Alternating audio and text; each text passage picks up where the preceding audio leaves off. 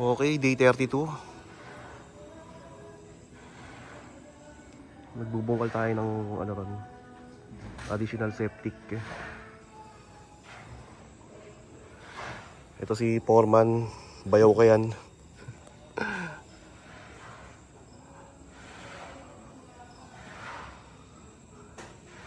Video ko lang saglit kayo na.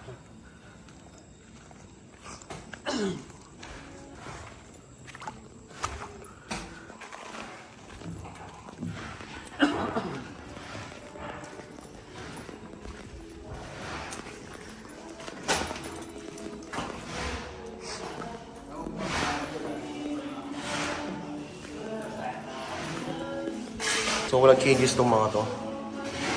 Pero may nakakulik na yung wire. Tapos ito yung septic.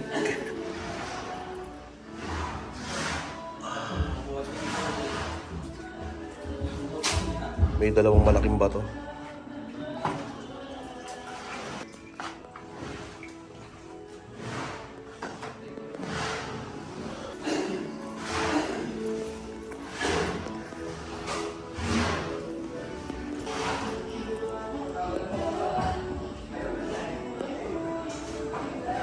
So, binubuhusan na tong poster rito.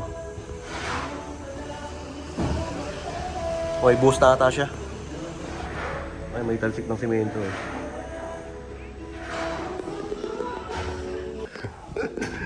Baka makaka-copyright eh.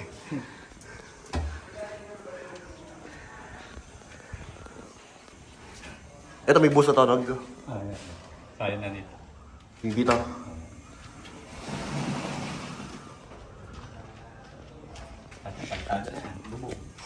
Ha? Oo, kaya nga eh. Bong, scam cook na yan. Kaya mo naman ata yung batong malaki ron eh. Yung batong malaki ron, kaya mo naman yun.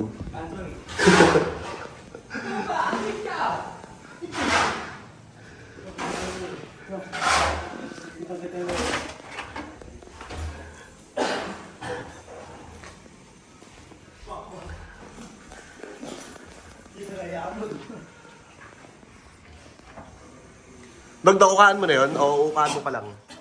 Ayun o, yung lagayin ng mga shampoo. Pag kulang pa yun, uukan pa natin pababa. Inukaan mo na yun, no? Hindi. Kasi parang lumaki siya eh.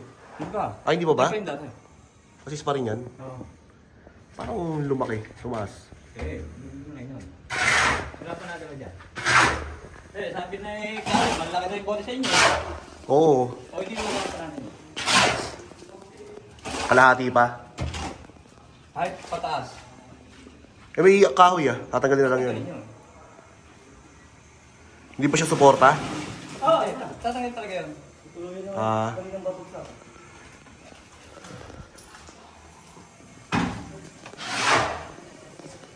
So nagbubuhos na ng poste sa may pinaka-kanto ng CR. Ha?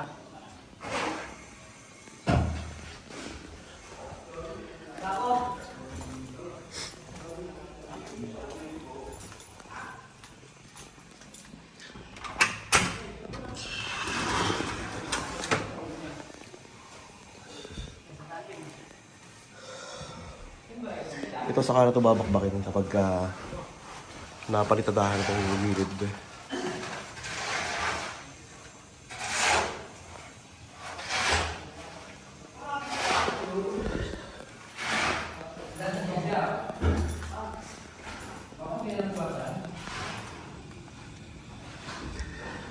Bali yung poste na lang na yan.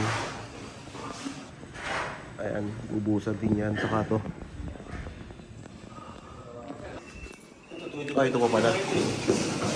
Bubuusan din to. Saka to.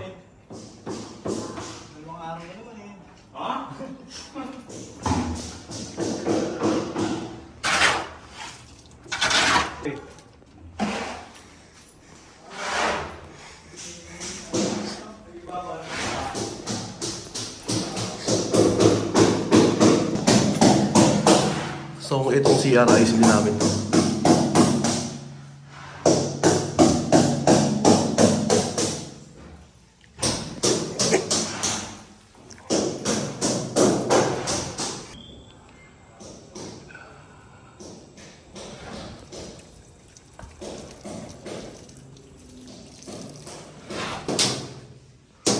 Ito, isa switch nito. Hindi mo kasama sila. Ayun.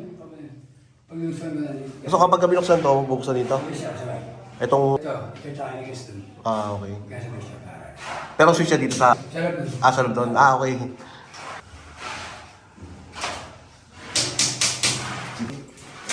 Kaya ko parang bukas. Kaya mo discard ko. So yung hukay doon 6 feet sa septic. Kulang pa ng 1 feet. Meron kasi nakaharang na bato So yun lang, that's it for day 32.